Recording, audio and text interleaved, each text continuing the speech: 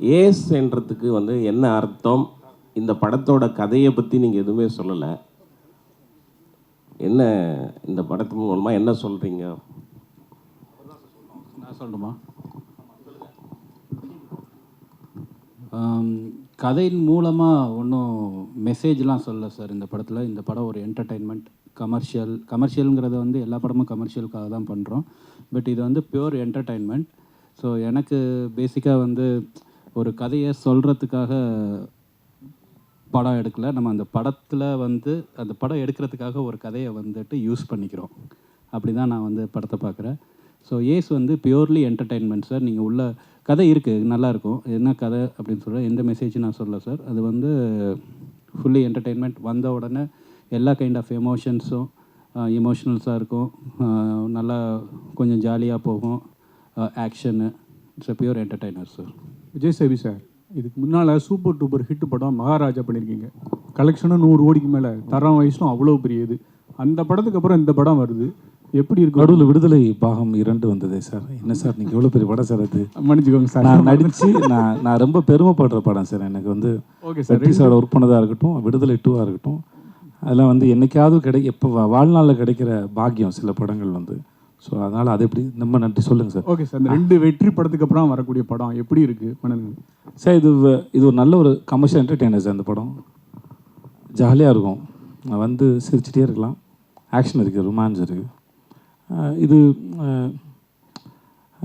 எல்லா நாளும் போல் எல்லா நாளும் சாதாரணமாக தொடங்குறதில்ல. சில நாள் உங்கள் மேலே ஏதாவது ஒரு சேலஞ்சை வைக்கும். அது அந்த மாதிரி ஒருத்தருக்கு திடீர்னு ஒரு நாள் வந்து ஏதோ ஒரு சேலஞ்சை வச்சு அவனை திருப்பி போடுது. சில சமயம் பொறுத்து போயிடுவோம். சில சமயம் நமக்கு பொங்கி எழணும்னு தோணும். சரி ஓகே, எவ்வளோ நாள்லாம் பொறுத்து பொங்கி எழலான்னு தோணும். அது அந்த மாதிரி எவனோ ஒருத்தனுடைய ஒரு ரியாக்ஷன் கூட வச்சுக்கோங்களேன். அதுக்கப்புறம் நடக்கிறது தான் கதை. அது அவ்வளோதான் சார். எனக்கு ஏஸ் வரதில் ரொம்ப சந்தோஷம் sir. Thank you sir. Vijay Sethupathi sir, sir இங்கே எப்படி இருக்கீங்க? நல்லா இருக்கீங்களா? நல்லா இருக்கு, நல்லா இருக்கு சார். இங்கே பேசுகிறப்போ சொன்னீங்க படத்தை ரிலேட்டட் தான் கேள்வி. எனக்கு சில பேரை பார்த்தா வந்து ரொம்ப பிடிக்கும், சில பேரை பார்த்தா ஏன்னே தெரியாது, நல்லவங்கள கூட அவங்க இருக்கலாம், பிடிக்காது அப்படின்னீங்க. நிச்சயமாக நிஜத்தில் அதை சொல்ல மாட்டீங்க இங்கே யாரை பிடிக்காதுங்கிறத. ஆனால் இந்த படத்தில் உங்களுக்கு யாரை பிடிக்கல கேரக்டராக? இந்த படத்தில் உங்கள் கூட நடித்த கேரக்டராக யாரை பிடிக்கல? எதுக்கு இது கதை சார்? இப்போ நான் ஒரு கவிதை சொன்னேன் சார். ரூமியோ அவர்களுடைய கவிதை சொன்ன மாதிரி, அதாவது suppose if there is no villain, ஹீரோவுக்கு ஹீரோ யாருன்னு தெரியாது சார். அதனால் வந்து அவரை பிடிக்கலன்னு எப்படி சொல்கிறதுனா, அவினாஷியோ நம்ம ரொமான்டிக் வில்லனையோ எப்படி பிடிக்கலன்னு எப்படி சொல்கிறது? அதனால் வந்து அவர்கள் இருக்கிறது தான் கதையை நகர்த்திட்டு போகுது. நம்ம வாழ்க்கையில் அதானே சார், பிரச்சனைகள் தானே சார் வாழ்க்கை நகர்த்துது. அதுக்கு ஸோ அதனால் பிடிக்கலன்னு அப்படி யாரும் இல்லை சார். அது மாதிரி உங்கள் 2 பேருக்குமே, டைரக்டருக்கும் உங்களுக்குமான கேள்வி இது சார். இந்த ஏஸுங்கிறது சீட்டாட்டத்தில் ரொம்ப முக்கியத்துவம் வாய்ந்த காடும் இதுதான், ஆனால் ஒன்றுமே இல்லாத காடும் இதுதான். படத்தில் அந்த மாதிரி கேரக்டராக நீங்கள் எடுத்திருக்கீங்க. ஆமாம் சார், ஒன்றுமே இல்லை, அந்த ஒரு ஆள் முக்கியமான ஆளாக மாறான் சார். டைரக்ட் சார், சார் கேட்கல சார், ஒரு நிமிஷம் சார். ஆமாம் சார், அவர் பதிலாக தான் சார். ஏன்னா அவர் கதாபாத்திரம் அவர் எழுந்து தான் நான் நடிச்சிருக்கேன். அதனால் வந்து இதுதான் சார். சார், இந்த படத்தினுடைய கதைக்கெல்லாம் வந்து மலேசியாவில் நடக்குது. மலேசியாவில் எடுக்கணும்னு எடுத்திருக்கீங்களா, இல்லை கதையை அங்கே தான் எங்குதான்? இல்லை சார், இது வந்து ஒரு ஃபாரின் கண்ட்ரியில் நடக்கணும் அப்படின்னு விஷயம். இப்போ மலேசியாவில் ஏன் நடக்குது அப்படின்னு கேட்டிங்கன்னா, மலேசியாவில் தான் நம்ம தமிழர்கள் இருக்காங்க. ஸோ ரிலேட் பண்ணுற மாதிரி இருக்கிறோம்னா, இப்போ தாய்லாண்டில் போனோன்னா அங்கே தமிழ் மக்கள் வாழ்கிற மக்கள் கிடையாது, ரொம்ப இதுவாக கிடையாது, அங்கேயே இருக்கிற மக்கள். ஸோ நம்ம தமிழ் ஆளுங்க வாழ்கிற நாடுன்னு பார்த்திங்கன்னா மலேசியா இல்லைன்னா சிங்கப்பூர். ஸோ அந்த மாதிரியான ஒரு ஊரில் இந்த கதை நடக்கணும் அப்படின்னு சொல்லி டிசைட் பண்ணோம். அதனால் மலேசியா பெட்டராக இருந்ததுன்னு அதை பண்ணோம் சார். ஹீரோ ஏன் சார் இதனுடைய அடையாளத்தெல்லாம் அழைச்சிட்டு போகிறாரு? அடையாளத்தை அழிச்சிட்டு போகிறாரா? அதுதான் சார் இந்த படத்தில் சொல்கிறோம். எதுக்கு அடையாளத்தை அழிச்சிட்டு போகல சார். இந்த பழைய அடையாளம் வேணால், நம்ம வந்து அடையாளத்தை அழிக்கல, நம்ம வேறு அடையாளத்தில் இருக்கலான்ட்டு இந்த ஊருக்கு வர்றாரு சார் அவர். அந்த படத்துக்கு பப்ளு எப்படி சார் தேர்ந்தெடுத்தீங்க? ஹீரோ சொல்லி தேர்ந்தெடுத்தீங்களா, இல்லை நீங்களாவே தேர்ந்தெடுத்தீங்க? இல்லை, நானாவே தான் சார் தேர்ந்தெடுத்தேன். சேது, வாழ்த்துக்கள், ரொம்ப நல்லா இருக்கு பார்க்கறதுக்கு. நன்றி சார், நன்றி சார். அண்ட் உங்களுடைய ஃபிட்னஸ் வந்து ரொம்ப இம்ப்ரூவ் ஆயிருக்கு. அவர் வந்து சொல்லும் போதும் சொன்னார் ரொம்ப டிசிப்ளின்டாக வந்து ஒர்க் அவுட் பண்ணீங்கன்னு. டிப்ஸ் ஷேர் பண்ணுவீங்களா ப்ளீஸ்? வெயிட் லாஸுக்கு, ஃபிட்னஸுக்கு என்னென்ன பண்ணீங்க அப்படிங்கிறத பற்றி கொஞ்சம் டீட்டெயிலாக சொல்லுங்களேன் சார். ஆக்சுவலாக ஒர்க் அவுட் பண்ணேன் சார். அப்புறம் ஆமாம் ஜிம் போனேன். ஆமாம் சார், யார் மேலே சார் சத்தியம் பண்ணணும்? இல்ல இல்ல இல்லை சார், நிறைய வெயிட் லாஸ் இருக்கு, அது பார்த்த உடனே தெரிஞ்சது சார். ஆமாம் சார், ஆனாலுமே எப்படின்னா சில சாப்பாடு எனக்கு ஒத்துக்கல. அதனால் வந்து அது வேணான்னு சொல்லி தவிர்க்கிற முயற்சி பண்ணுவேன். ஒரு 70% ஜெயிச்சிருவேன் முயற்சியில், 30% தோற்று போகும்போது சாப்பிட்டுருவான் சார். இவ்வளோ தான் சார், வேறு ஒன்றும் இல்லை சார். என்ன டைம் பீரியட் ஆச்சு உங்களுக்கு இந்த வெயிட் லூஸ் பண்ணுறதுக்கு? எத்தனை கிலோஸ் லூஸ் பண்ணியிருக்கீங்க? ஏன்னா அதெல்லாம் செக் பண்ண மாட்டேன் சார். ஏன்னா செக் பண்ண டிப்ரெஸ் பண்ணும் சார். அதனால் அது சார் ஏன்னா பார்க்குறதுக்கு நமக்கு கேரி பண்ண முடியுதான்னு பார்க்குறதோட சரி சார். மற்றபடி நடுவில் திரும்பி இன்க்ரீஸ் ஆச்சு, குறைஞ்சிது தெரியல, ஸ்டேபிளாலாம் எனக்கு இருந்ததில்லை. இப்போ தான் வந்து சில விஷயம் ஏதோ புரியுது. அதாவது என்னென்னா நம்மளாக தெரிஞ்சுக்கிறதுன்னு ஒன்று இருக்குது, பட் சயின்ஸ் என்ன சொல்லுதுன்னு இருக்குது. ஸோ சயின்ஸ் என்ன சொல்லுதுன்னு கேட்டு தெரிஞ்சுக்கிட்டு சில விஷயங்களை பண்ணுறேன், அவ்வளோதான். அதாவது சயின்ஸ் என்ன சொல்லுதுன்னா முதல்ல வந்து இதெல்லாம் தவிர்க்கலாம், பண்ணலாம் அப்படின்றது. அப்படி இல்லை, ஒரு ஒரு உடம்பும் ஒரு தனி உடம்பு தான். அதனால் அதுக்கு என்ன தேவையோ அதை தான் எடுத்துக்கணும் அப்படின்னு சொல்லும்போது அது கொஞ்சம் ட்ரை பண்ணி பார்க்குறேன் சார். ஸோ வேறு ஒன்றும் இல்லை சார். டேரக்டர் சார், இப்போ சேதுபதி சார் வந்து உங்களை பற்றி நீங்கள் செஞ்ச உதவிகளை மறக்காமல் ரொம்ப நினைவு கூர்ந்தாங்க. ஆனால் அந்த கான்செப்டில் எதுக்கு நீங்கள் வந்து சேதுபதியை அந்த அளவுக்கு படுத்தி அறிமுகப்படுத்தின விஷயங்களை ஏன் செஞ்சீங்க? அவங்க மேலே ஏன்னா அப்படி ஒரு ஈர்ப்பு ஏன் உங்களுக்கு ஏற்பட்டுச்சு? அந்த ஆடிஷனில் பார்த்ததா சார்? அது வந்து எந்த ஒன்றும் இல்லை சார். அப்போ வந்து நான் வந்து கோ டைரக்டராக ஒர்க் பண்ணிகிட்டு இருந்தேன் சார், அவர் சொன்ன மாதிரி. அப்போ வந்து ரொம்ப சின்ன வயசு. அப்போ ஆடிஷன் பண்ணையில் சார், அவர் ஆடிஷன் பண்ணையில் பியூர் டேலண்ட் மட்டும்தான் சார். அப்போது எந்த கேல்குலேஷனுமே கிடையாது சார். அப்போ பார்க்கையில் இவரை காஸ்ட் பண்ணால் நமக்கு ஏதாவது யூஸ்ஃபுல்லாக இருக்குமா, இப்போ அந்த மாதிரிலாம் எதுவுமே கிடையாது. பார்த்த உடனே ரொம்ப பியூரான ஒரு டேலண்ட். எப்படின்னா எந்த அளவுக்குன்னா அவங்க வர்றாங்க, வந்த உடனே இந்த மாதிரி நாங்கள் ரொம்ப அவசரமாக ஒரு இடத்துக்கு கிளம்பிட்டு இருந்தோம். அப்போ டைரக்டர் கூப்பிட்டாருன்னு சொல்லிட்டு அப்போ வந்து அவசரமாக போனோம். அப்போ வந்து அவர் வந்த உடனே சொன்னார், இந்த மாதிரி போய் இந்த கேரக்டர் அப்படின்னோடனே சரி நீங்களே எழுதி நடிங்க அப்படின்னு சொல்லிட்டு சொன்னோம். அவரே எழுதினார் உட்காந்து. எழுதிட்டு அப்போ எனக்கு நல்லா ஞாபகம் இருக்குது, வேகமாக கீழே ஓடி போய் ஒரு அந்த 2 ரூபா ஜெல்லு கிடைக்கும். அப்போது 12 ரூபாயா அது? சரி, 12 ரூபா ஜெல்லு இருக்கும். அது அந்த 12 ரூபா ஜெல்லு வாங்கிட்டு வந்து, எனக்கு தெரில, விலை தெரில, அப்போது வாங்கிட்டு வந்து பாத்ரூமில் இருந்து அந்த இதில் போயிட்டு இங்கே ஒரு இல்லை ஃபுல்லாக ஜெல்லெல்லாம் தடவி ஃபுல்லாக வலிச்சு சீவி அந்த கேரக்டரை வந்து நான் யதார்த்தமாக அப்படியே உள்ளே போய் பார்க்குறேன். அப்போ வந்து நடித்து பார்த்துக்கிட்டு இருக்காரு கண்ணாடியில் அந்த ஜெல்லெல்லாம் போட்டு. எனக்கு பயங்கர ரொம்ப ஆச்சரியமாக இருந்துச்சு. அது அந்த ஆர்வம் அது தெரில, அது ரொம்ப ஆச்சரியமாக இருந்துச்சு. இதை தாண்டி அந்த நடித்த விதம் வந்து அதை ஜஸ்டிஃபை பண்ணிச்சு. எல்லோரும் எஃபர்ட் போடுறாங்க, ஆனால் அந்த எஃபர்ட் ஃபுல்ஃபில் ஆகுமான்னு தெரியாது. ஸோ அந்த டேலண்ட் தான் நம்மளை இம்ப்ரெஸ் பண்ணுது. ஸோ ஒவ்வொரு தடவையும் வந்து நான் செட்டில் நீங்கள் நடிக்கையில்னு நினைக்கிறேன். அப்போ நடிக்கையில் வந்து ஃபஸ்ட் டைம் ஆர்டிஸ்ட்டு எந்த இது யாரும் வந்து பண்ண தேவையில்லை. அப்போ யூனிட்டில் எல்லோரும் வந்துட்டு கை தட்டுறாங்க அந்த இடத்துல ஒரு சீன் நடிக்கையில். அப்போது அந்த டேலண்ட்டு தான் சார், வேறு ஒன்றுமே காரணம் கிடையாது. அந்த டேலண்ட்டுக்கான மரியாதை தான், வேறு ஒன்றுமே இல்லை சார். மிஸ்டர் விஜய் சேதுபதி. சொல்லுங்கள் sir. Yeah, love the trailer and it looks fantastic. I can't wait to watch the film. You've done a great job. Just wanted to check something besides the film. Did you guys explore Malaysia and how was it? And also, what are your other travel destinations? Do you get time with your busy schedule? Do you go to some countries when you take out time for your vacations? Mr. Vijay, yes. Malaysia ரொம்ப அழகான நாடுங்க, ரொம்ப அழகான நாடு. நாங்கள் ஈப்போன்னு ஒரு இடத்துல போய் இறங்கினோம். அந்த இது ரிட்டையர்மெண்ட் சிட்டி மாதிரி இருந்தது. ரொம்ப அமைதியாக இருந்தது. ஒரு நாள் வந்து என்னடா ஊரே இவ்வளோ அமைதியாக இருக்கு, இந்த ஹெட் மாஸ்டர் கிளாஸ்க்குள்ளே வந்தா இருக்கும் அந்த மாதிரி அமைதியாக இருந்தது ஊரே. ஆனால் போக ரொம்ப பிடிக்க ஆரம்பித்தேன். அதுவும் அந்த ஊர் ஈப்போவும் சரி, தாய்பேங்க சார், டைப்பிங் போனோம் நாங்கள். அந்த ஊரும் சரி ரொம்ப பிடிக்க ஆரம்பிச்சிச்சு. அப்போ ஆமாம், கோலாசை பார்த்தாவா, ஓகே. அந்த ஊர் ரொம்ப பிடிச்சிருந்தது. அண்ட் மக்கள்லாம் ரொம்ப அன்பாக இருந்தாங்க. அப்புறம் நம்ம மனிதர்கள், நம்ம மொழி பேசக்கூடிய நம்முடைய மக்களை நிறைய பேர் பார்க்கும்போது இன்னும் வந்து ஒரு வெளிநாட்டில் இருக்க ஒரு ஃபீலே இருக்காது. ஆல்மோஸ்ட் அது அவ்வளோ பிடிச்சிருந்த. அப்புறம் சைனீஸ் ஒரு மார்க்கெட்லாம் போனோம். நாங்கள் நிறைய ரோட்லலாம் ஷூட் பண்ணியிருக்கோம். யாரும் எதுவும் எந்த போஸ்டும் பண்ணதில்லை, யாரும் தொந்தரவு நினச்சதில்லை. அந்த கோலாசை பார்த்தா அப்படிங்கிற இதுலேருந்து அவங்க அது ஒரு சின்ன கிராமம் மாதிரி, மீனவர்களுடைய கிராமம் மாதிரி. அங்கே சைனீஸ் அவ்வளோ பேர் இருக்கிறாங்க. ஆனால் வெரி கோஆப்ரேட்டிவ், ரொம்ப அன்பான மக்களாக இருந்தாங்க. இந்த படத்துக்கு நாங்கள் அப்புறம் கேலில் கொஞ்சம் ஷூட் பண்ணோம். பட் ஆனால் எனக்கு இந்த ஈப்போலையும் தைப்பேங்லையும் ஷூட் பண்ணது ரொம்ப பிடிச்சது. கேல் பிடிச்சிருந்தது, பட் இது ரெண்டும் ரொம்ப பிடிச்சிருந்தது எனக்கு. ஸோ மற்றபடி நான் ஜென்ரலாக அவ்வளோவா ட்ராவல் பண்ணக்கூடிய ஆள் இல்லை. ஏன்னா ஷூட்டிங் போகிறது அது ஒரு தனி அனுபவம். இப்போ நீங்கள் வேறு எங்கேயாவது ஒரு இடத்துக்கு போனீங்கன்னா கூட அங்கே போயிட்டு ஒரு மணி நேரம் 2 மணி நேரம் இருந்துட்டு நீங்கள் வந்துடுவீங்க. நாங்கள் அப்படி இல்லை. ஒரு இடத்துக்கு போகிறோம். இப்போ நான் வாகமனில் ஷூட் பண்ணிட்டு உள்ளே ஒரு ஃபாரஸ்ட்குள்ளே ஷூட்டு வெப் சீரிஸ்க்கு நாங்கள் க்ரூ மெம்பரோட எல்லாரோடையும் போய் அங்கே உட்காந்து ஒரு 4 days இருக்கிற ஒரு இடத்துல ஒரு 4 நாள் இருந்து தங்கி அந்த இடத்த அனுபவிக்கிற சுகம் இருக்கு இல்லையா, அது எங்களுக்கு ரொம்ப நிறையாவே கிடைக்குது. நான் ஒரு லொக்கேஷன் போகும்போதும் அதை விட்டுட்டு வரும்போது அது எந்த ஊரோ எந்த மொழி பேசுகிறதோ இல்லை எந்த நாடோ எதுவாக வேணா இருக்கட்டும், ஆனால் அந்த இடத்துல கொஞ்ச நாள் இருந்துட்டு போகும்போது எனக்கு அது மிஸ் பண்ணுற ஃபீல் கண்டிப்பாக இருக்கும் அது. ஸோ எங்களுக்கு ஜென்ரலாக ட்ராவல் பண்ணுறத விட ஷூட்டிங் போகிற எங்களுக்கு வந்து அந்த அனுபவம் ரொம்பவே நல்லா இருக்கும்னு நான் நம்புகிறேன்.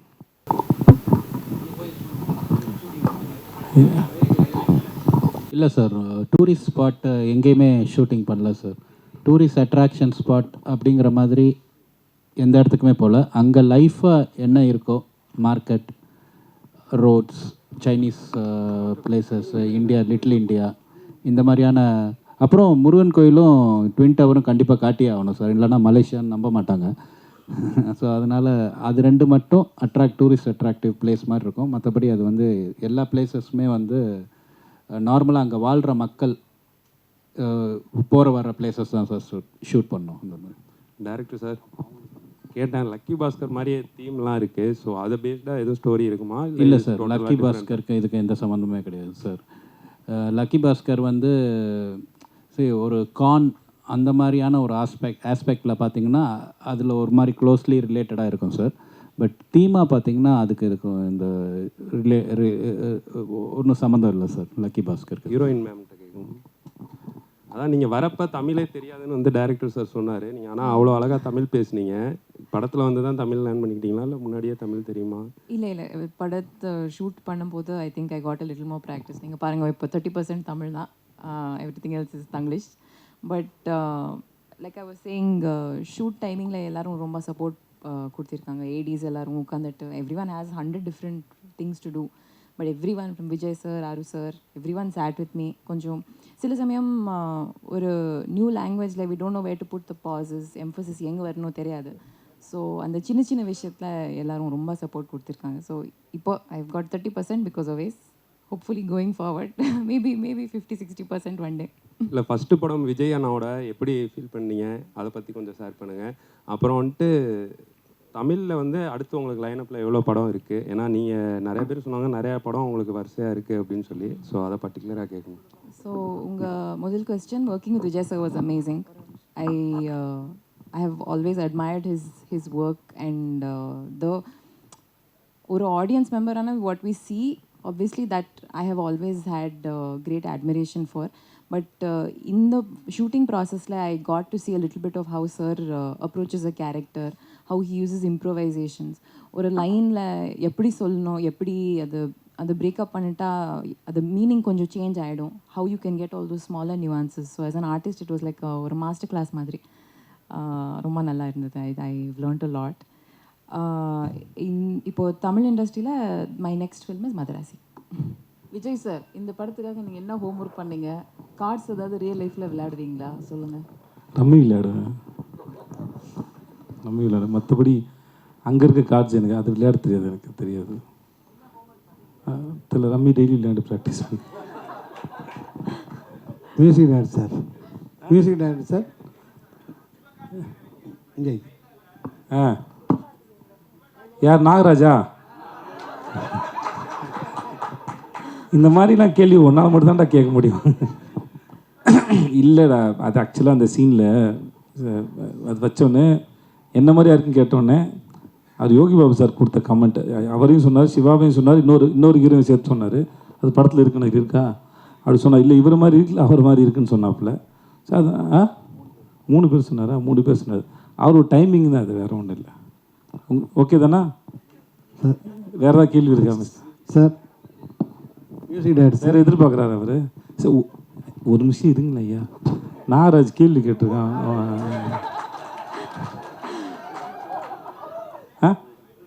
அப்புறம் யோசிச்சுட்டு வரியா? ஓகே. என்ன சார் கேள்வி இங்கே ஒரு கேள்வி வந்துருச்சு சார். சார் ரொம்ப மைக் வச்சுட்ருக்கா சார். சார் மியூசிக் டைரக்டர் சார், ஒரு படத்தில் வந்து பாட்டுகள் எடுக்கும்போதும் ரீரெக்கார்டிங் அவங்களே தான் பண்ணுவாங்க. ஆனால் இப்போ இளையராஜாலாம் பிஸியாக இருக்கும்போது ஒரு தீபாவளியிலலாம் 5 படம் 6 படம் இருக்கும்போது அவர் தான் பண்ணுவார். நீங்கள் ஏன் ஆர்ஆருக்கு மட்டும் வெளியில்? இல்லை சார், இன்றைக்கி ஃபார்மேட் மாறிடுச்சு. ஸோ டிஜிட்டலாக இருக்கும். ஸோ இப்போ கிளாஸ் ஒர்க் வரப்போ நம்மளோட டேட்ஸு எல்லாமே சரியாக ரிலீஸ் ஆகணும்னா அதுக்கேற்ற மாதிரி ஒர்க் பண்ணணும். ஸோ என்னோடய இதுவை வந்து அதை நம்ம சேர்ந்து ஒர்க் பண்ணி அதை முடிக்கணும். ஸோ இந்த மாதிரி ஒரு அர்ஜென்சியான டைமில் வந்து ஏதோ ஒன்று பண்ணணுமே, அந்த மாதிரி உடன்பாடு எனக்கு பர்சனலாக கிடையாது. ஸோ அவங்களும் வந்து நல்லா ஃபுல் இன்வால்மெண்ட்டோடு தான் ஒர்க் பண்ணுவாங்க. ஸோ அதனால தான் இது பேக்ரவுண்ட் ஸ்கோர் எனக்கும் இன்னொரு ப்ராஜெக்ட் கமிட்டட் இருந்துச்சு. ஸோ அவர் அந்த டைம் லைன் வந்து செட் ஆகலை, வேறு எதுவும் இல்லை. விஜய் ப்ரோ. ப்ரோ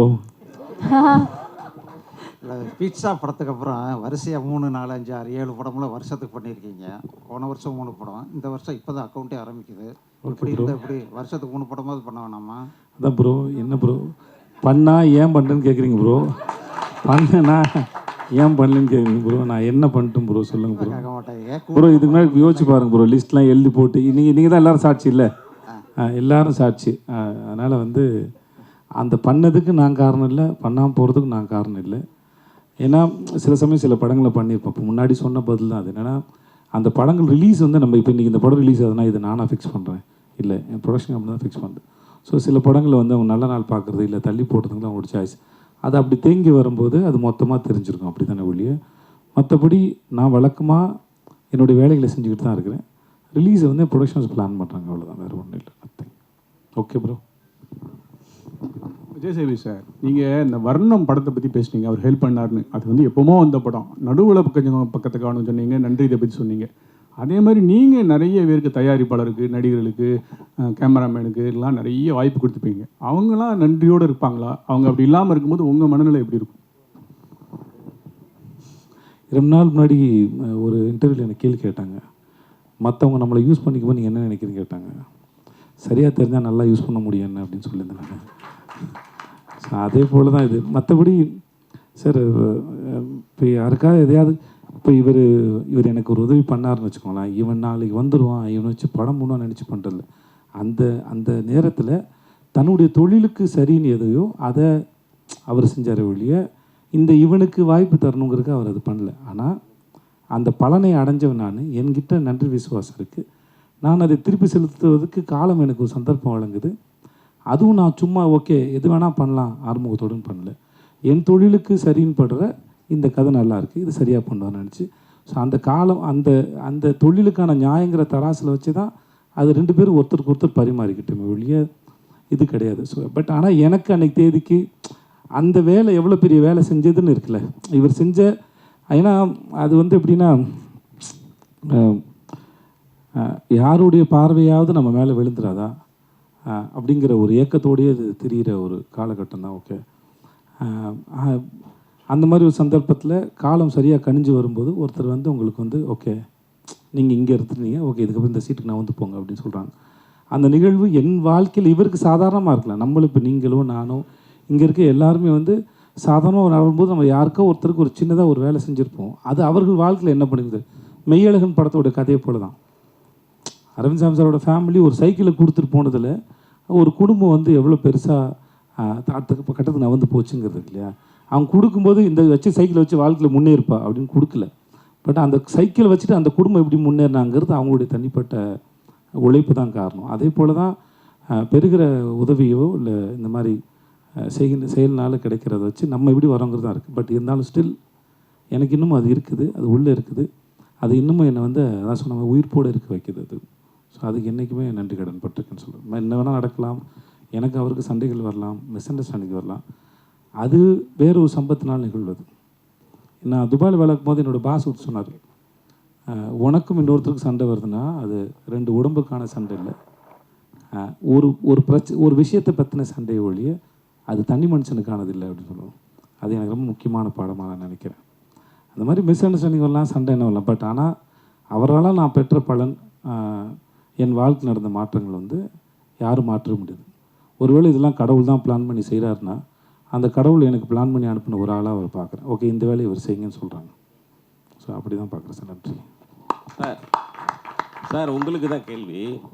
இது வரைக்கும் இல்லை உங்களுக்கு தான், நமக்கு தானே இது. ஆமாம், இது வரைக்கும் எந்த ப்ரெஸ் மீட்லேயும் எப்போவுமே கண்ணாடி போட்டு நாங்கள் பார்க்கவே இல்லை உங்களை. இந்த ப்ரெஸ் மீட்டுக்கு வந்து இல்லை இந்த ப்ரெஸ் மீட்டுக்கு வரும்போது நீங்கள் எங்கே பார்க்குறீங்கன்னே தெரியல. கண்ணாடி பாருங்க, என் கண் நல்லாவே ஒருவேளை மிஸ்கினுக்கு போட்டியாக வந்துட்டு கிளாஸ் போடுறதுக்கு ஆரம்பிச்சிருக்கீங்க. ஏன்னா அவரோட ட்ரெயின் படத்துக்கு மிஸ்கின் சாருக்கு போட்டியாக போடுறதும் நான் டேரக்டர் தான் சார் ஆகணும். கண்டிப்பாக கண்ணாடி போட்டால் மிஸ்கின் ஆக முடியாது சார். அதனால் நான் அவரோட வேலை செஞ்சுருக்கேன். மிஸ்கின் அவர்களுடைய மூளை எப்படி இயங்குன்னு எனக்கு நல்லா தெரியும் சார். எனக்கு வந்து இந்த நான் ஷோ பண்ணல சார், 8 மணி நேரம் 10 மணி நேரம் ஷோவில் நிற்கும்போது என் கண் வந்து ட்ரை ஆகிடுச்சு சார். அப்புறம் வந்து அதனால் இது என்ன சொல்லுவாங்க, ஐயோ ஐடாப்ஸ், அது என்ன பேர் சொல்லுவாங்கடா, லூப்ரிகன்ஸ் தேவைன்னு சொல்லுவாங்க. அதனால் அது போட வேண்டியதாக இருந்தது. இப்போயும் ப்ரெஸ்க்கு வரும்போது ரொம்ப நேரம் படுறதுனால சீக்கிரம் ட்ரை ஆகிடுது. அதனால தான் சார், வேறு மற்றபடி என் கண்ணு நல்லாவே இருக்குது சார். நல்லா இருக்குது சார். மிஸ்கின் சாருக்கு போட்டியாக எப்போ சார் டைரக்டர் ஆக போகிறீங்க? எந்த வருஷம் சார்? நான் போட்டி போடுறதா ஏங்க சார் மிஸ்கின் சாரோட போட்டி போடணும்? நீங்கள் சொல்லுங்கள் சார். எனக்கு தான் தெரியுமே, அந்த மனுஷன் வீட்டுக்கு போங்க சார். அவர் புத்தகத்து மேலே தூங்குறாருல, படுக்கையில் படுத்து தூங்குறான்னு தெரியுது. அவ்வளோ படிக்கிற ஒரு ஆள்.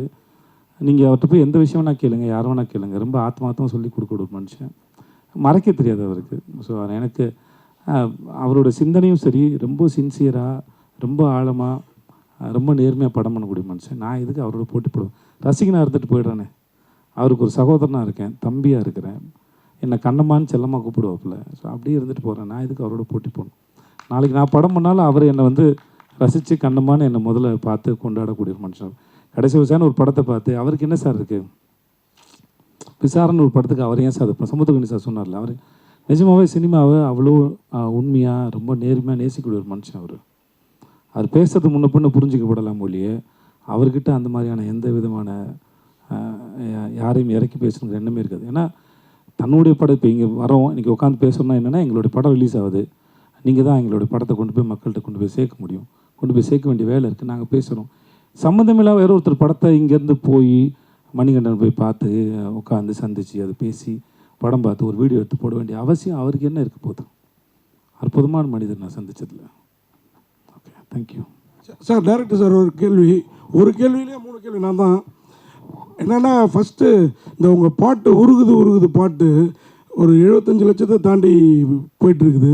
அந்த மியூசிக் டைரக்டரில் பக்கத்தில் உட்காந்து நீங்கள் வேலை, அவர் பிரமாதமான மியூசிக் டைரக்டர், அது விஜய் சேதுபதி சாரே சொன்னார். ஆனால் நீங்கள் உட்காந்து வேலை வாங்கினதுனால தான் அப்படியா? படத்துலேயும் வேறு பாட்டு அதிகம் இல்லைன்னு சொன்னீங்க. அது ஒரு கேள்வி. அடுத்தது, ஒரு படத்தில் வில்லன் நல்லா இருந்தால் தான் ஹீரோ டெப்த்தாக காமிக்க முடியும் அப்படி. அதனால தான் அவினாஷும் பப்ளுவும் தேடி பிடிச்சி போட்டிருக்கீங்களா? அது ஒரு கேள்வி. இது எல்லாத்துக்கும் மேலே 10 அசிஸ்டண்ட்டை மேடையில் நிறுத்துனீங்க. இப்போல்லாம் 4 அசிஸ்டன்ட் வச்சுருந்தாலே 2 லேடி அசிஸ்டன்ட் வச்சுக்கிறாங்க நம்ம டைரக்டருங்க. நீங்கள் ஏன் பெண்களுக்கு முக்கியத்துவம் கொடுக்கலையா? திரும்பி நீங்கள் தான் ப்ரொடியூசரும் கூட. 3 கேள்விக்கும் பதில் சொல்லுங்கள். நன்றி சார். மியூசிக் டைரக்டர் வந்து இந்த பாட்டு வந்து ஒரு 4 எத்தனை பாட்டு போட்டோம் இதுக்கு? நிறைய பாட்டு போட்டோம் சார். இது எப்படின்னா, இந்த பாட்டு உருகுது பாட்டு வந்து ஃபஸ்ட்டு போடவே இல்லை சார். ஒரு பாட்டு போட்டு எடுத்துகிட்டு போய் மலேசியாவில் வந்து அந்த பாட்டுக்கு ஷூட் பண்ணோம் சார். அந்த மாண்டாஜ் சாங் தான் ஃபுல்லாக. அந்த பாட்டு போட்டுக்கிட்டு இருக்கையில் இன்னொரு பாட்டு கையில் இருந்தது சார். அப்போ அவங்க டான்ஸ் கொரியோகிராஃபர் வந்து லீலாவத்தின்னு அவங்க வந்திருந்தாங்க. அவங்களுக்கே கன்ஃபியூஷனாக இருக்கும் நமக்கு எந்த பாட்டு போட்டோன்னு. அதுக்கப்புறம் அந்த மாண்டாஜை எடுத்துகிட்டு வந்து இங்கே போட்டு காட்டி அதுக்கப்புறம் கம்போஸ் பண்ணி அதை இது எழுதின சாங் தான் சார் உருகுது. ஸோ அது அவர் பண்ணது தான். ஆனால் நான் கொஞ்சம் ஸோ இந்த மாதிரி தான் அதோட ப்ராசஸ். ஸோ அது ஒன்று. ரெண்டாவது என்ன சார் சொன்னீங்க? ரெண்டாவது இல்லை சார், யாரும் இல்லை சார், ஓடிட்டாங்க. நான் கொஞ்சம் டார்ச்சர் பண்ணுறேன்னு சொல்லிட்டு பசங்கன்னா கொஞ்சம் தாங்குறாங்க சார். அது அவங்க ஒரு 2-3 பேர் இருந்தாங்க. அதுக்கப்புறம் அவங்க ரொம்ப நான் ரொம்ப வேலை வாங்குறேன், ரொம்ப இது பண்ணுறேன்னு சொல்லிட்டு போயிட்டாங்க சார். எல்லா இடத்துலையும் சார், எல்லா இடத்துலையும் சார். இல்லை சார், நான் அங்கேயும் இல்லைன்னு சொன்னேன். எங்கேயுமே இல்லை சார். இல்லை சார், கேள்வி ஓகே. எங்கேயுமே சார், எப்பவுமே பொதுமக்கள் வந்து சார் அவங்களுக்கு மூலம் தேவையில்லை சார். வந்து நம்மளோட ஃபோட்டோ எடுத்து நம்மளை சந்திக்கணும். நம்மளை சந்திக்க வரதே பேரன்பு தானே சார். அதை ரிசீவ் பண்ணுறதுல ஒன்றும் இல்லை சார். அதனால் எப்பவுமே அது சந்தோஷம் தான் சார். ஏன்னா இல்லை சார், மலேசியாலன்னு சொன்னால் மலேசியாவில் பண்ண படத்தை பற்றி பேசிகிட்டு இருக்கோம் சார். நல்லா சொல்கிறேன் சார், வேறு ஒன்று. ஏன்னா மலேசியா பற்றி அவங்க கேட்டாங்க சார், அதனால் அதை பற்றி சொன்னேன் சார்.